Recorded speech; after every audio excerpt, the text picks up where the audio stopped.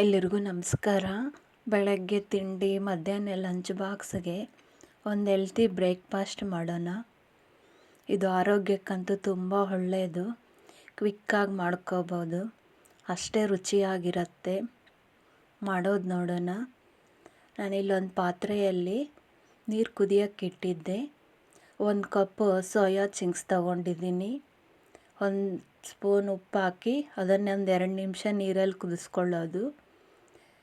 ಮತ್ತು ಅದನ್ನು ಸೋದಿಸ್ತಾ ಇರೋದು. ಒಂಚೂರು ನೀರು ಇರಬಾರ್ದು, ಕೈಯಿಂದನೇ ನೀರು ಹಿಂಡಿ ಕ್ಲೀನಾಗಿ ಸೋದಿಸ್ಕೋಬೇಕಿದೆಲ್ಲ.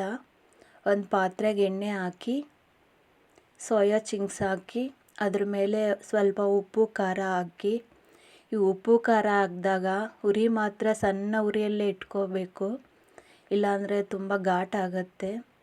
ಕಡಿಮೆ ಉರಿಯಲ್ಲಿ ಇಟ್ಕೊಂಡು ಫ್ರೈ ಮಾಡಿಕೊಳ್ಳೋದು. ಈ ಥರ ಫ್ರೈ ಮಾಡೋದ್ರಿಂದ ತುಂಬ ರುಚಿಯಾಗಿರುತ್ತೆ. ಇದು ಒಂದು 5-6 ನಿಮಿಷನೇ ಫ್ರೈ ಮಾಡ್ಕೋಬೇಕು, ಸಣ್ಣ ಉರಿಯಲ್ಲೇ ಫ್ರೈ ಮಾಡಿಕೊಳ್ಳೋದು. ಒಂದು ಬಾಣಲಿಯಲ್ಲಿ ಸ್ವಲ್ಪ ಎಣ್ಣೆ ಹಾಕಿ, ಎಣ್ಣೆ ಬಿಸಿ ಆದಮೇಲೆ ಕಡಲೆಬೀಜ ಹಾಕಿರೋದು. ಕಡಲೆಬೀಜ ಸ್ವಲ್ಪ ಕೆಂಪಗಾದಮೇಲೆ ಕಡಲೆಬೇಳೆ, ಉದ್ದಿನಬೇಳೆ ಇವೆಲ್ಲ 1 ಸ್ಪೂನ್ ಹಾಕಿದ್ದೀನಿ. ಸಾಸಿವೆ, ಜೀರಿಗೆ, ಕರಿಬೇವು ಹಾಕಿ ಫ್ರೈ ಮಾಡಿಕೊಳ್ಳೋದು. ಫ್ರೈ ಆದಮೇಲೆ ಜಜ್ಜಿರೋ ಬೆಳ್ಳುಳ್ಳಿ ಹಾಕಿದ್ದೀನಿ. ಇವು ಸ್ವಲ್ಪ ಫ್ರೈ ಮಾಡಿಕೊಂಡು ಈರುಳ್ಳಿ ಹಾಕೋದು. ನಾನು ಇಲ್ಲಿ 2 ಈರುಳ್ಳಿ ಕಟ್ ಮಾಡಿ ಹಾಕಿರೋದು. ಈರುಳ್ಳಿ ಜಾಸ್ತಿ ಬೇಕಾದರೂ ಹಾಕ್ಕೋಬೋದು. ಈರುಳ್ಳಿ ಏನು ಕೆಂಪಗೆ ಉರಿಯೋದು ಬೇಡ, ಸ್ವಲ್ಪ ಕಲರ್ ಚೇಂಜ್ ಆದರೆ ಸಾಕು. ಇವಾಗ ಕ್ಯಾಪ್ಸಿಕಮ್ ಹಾಕ್ಕೊಳ್ಳೋದು. ನಾನು 1 ಕ್ಯಾಪ್ಸಿಕಮ್ ಉಪಯೋಗಿಸಿದ್ದೀನಿ, ಚಿಕ್ಕದಾಗಿ ಕಟ್ ಮಾಡಿ ಹಾಕಿರೋದು. ಕ್ಯಾಪ್ಸಿಕಮ್ 1 ನಿಮಿಷ ಎಣ್ಣೆಯಲ್ಲೇ ಫ್ರೈ ಮಾಡಿಕೊಂಡು ಟೊಮಾಟೊ ಹಾಕ್ಕೊಳ್ಳೋದು. ನಾನು ಮೀಡಿಯಮ್ ಸೈಜ್ 2 ಟೊಮಾಟೊ ಕಟ್ ಮಾಡಿ ಹಾಕಿರೋದು. ಟೊಮಾಟೊ ಸಾಫ್ಟ್ ಆಗೋವರೆಗೂ ಎಣ್ಣೆಯಲ್ಲೇ ಫ್ರೈ ಮಾಡ್ಕೋಬೇಕು. ಇದು ಚೆನ್ನಾಗಿ ಎಣ್ಣೆಯಲ್ಲೇ ಫ್ರೈ ಆಗೋದು. ಇವಾಗ ಗೊಜ್ಜಿಗೆ ಬೇಕಾದಷ್ಟು ಉಪ್ಪು, ಸ್ವಲ್ಪ ಅರಿಶಿನ ಹಾಕಿ ಚೆನ್ನಾಗಿ ಮಿಕ್ಸ್ ಮಾಡಿ, ಟೊಮಾಟೊ ಮೆತ್ತಗಾಗಬೇಕು ಅಲ್ಲಿವರೆಗೂ ಇದನ್ನು ಎಣ್ಣೆಯಲ್ಲೇ ಫ್ರೈ ಮಾಡ್ಕೋಬೇಕು.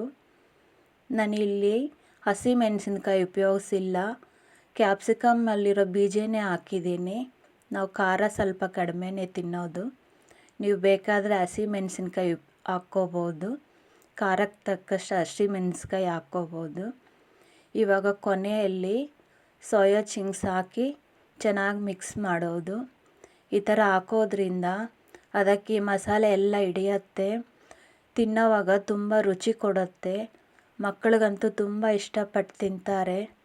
ಇವಾಗ ನಾನ್ ವೆಜ್ ಹೆಂಗೂ ತಿನ್ನಲ್ಲ, ಈ ಥರ ಮಾಡಿ ಬಡಿಸೋದ್ರಿಂದ ಮನೆಯವ್ರಿಗೆಲ್ಲ ಇಷ್ಟ ಆಗತ್ತೆ, ಅಷ್ಟೇ ರುಚಿಯಾಗಿ ಕೂಡ ಇರುತ್ತೆ ಇದು. ಇದನ್ನು ಚೆನ್ನಾಗಿ ಮಿಕ್ಸ್ ಮಾಡಿ ಕೊನೆಯಲ್ಲಿ ಸ್ವಲ್ಪ ಕೊತ್ತಂಬರಿ ಹಾಕಿ ಚೆನ್ನಾಗಿ ಮಿಕ್ಸ್ ಮಾಡಿಕೊಳ್ಳೋದು. ಬೇಕಾದರೆ ನಿಂಬೆಹಣ್ಣು ಕೂಡ ಹಾಕ್ಕೋಬೋದು. ನಾನು ಅನ್ನ ಮಾಡೋವಾಗೆ ನಿಂಬೆಹಣ್ಣು ಹಾಕಿರೋದ್ರಿಂದ ನಾನು ಇವಾಗ ನಿಂಬೆಹಣ್ಣು ಹಾಕ್ತಾಯಿಲ್ಲ. ಕುಕ್ಕರಲ್ಲಿ ಅನ್ನ ಮಾಡೋವಾಗೆ ನಿಂಬೆಹಣ್ಣು ಹಾಕಿದ್ದೀನಿ, ಅದರಿಂದ ನಿಂಬೆಹಣ್ಣು ಉಪಯೋಗಿಸಿಲ್ಲ. ನೀವು ಬೇಕಾದರೆ 1 ನಿಂಬೆಹಣ್ಣು ಹಾಕ್ಕೊಳ್ಳಿ.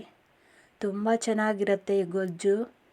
ಮಕ್ಕಳಿಗಂತೂ ತುಂಬ ಇಷ್ಟಪಟ್ಟು ತಿಂತಾರೆ. ಸಿಂಪಲ್ಲಾಗಿ ಕೂಡ ಮಾಡ್ಕೋಬೋದು.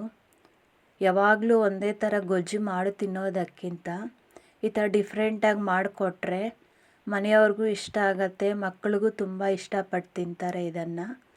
ಒಂದು ಪಾತ್ರೆಯಲ್ಲಿ ಅನ್ನ ಆರೋಕ್ಕಿಟ್ಟಿದ್ದೆ.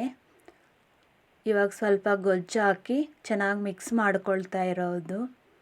ನಾವು ಸ್ಪೂನಲ್ಲಿ ಮಿಕ್ಸ್ ಮಾಡೋದಕ್ಕಿಂತ ಕೈಯಲ್ಲಿ ಮಿಕ್ಸ್ ಮಾಡಿದ್ರೆ ತುಂಬ ಚೆನ್ನಾಗಿರುತ್ತೆ. ಈ ಥರ ಮಿಕ್ಸ್ ಮಾಡಿದ ತಕ್ಷಣ ತಿನ್ನಬಾರ್ದು, ಒಂದು 10 ನಿಮಿಷ ಬಿಟ್ಟು ತಿನ್ನೋದ್ರಿಂದ ಅನ್ನಕ್ಕೆಲ್ಲ ಹಿಡಿಯತ್ತೆ. ರುಚಿ ಮಾತ್ರ ತುಂಬ ಚೆನ್ನಾಗಿದೆ. ನೀವು ಒಮ್ಮೆ ಟ್ರೈ ಮಾಡಿ, ಇದೆಲ್ಲರಿಗೂ ಇಷ್ಟ ಆಗತ್ತೆ. ಒಂದು ಹೆಲ್ತಿ ರೆಸಿಪಿ, ಟ್ರೈ ಮಾಡಿ ಕಮೆಂಟಲ್ಲಿ ತಿಳಿಸಿ. ಈ ರೆಸಿಪಿ ಇಷ್ಟ ಆದರೆ ನಮ್ಮ ಚಾನಲ್ಗೆ ಲೈಕ್ ಮಾಡಿ, ಶೇರ್ ಮಾಡಿ, ಸಬ್ಸ್ಕ್ರೈಬ್ ಆಗಿ. Thank you.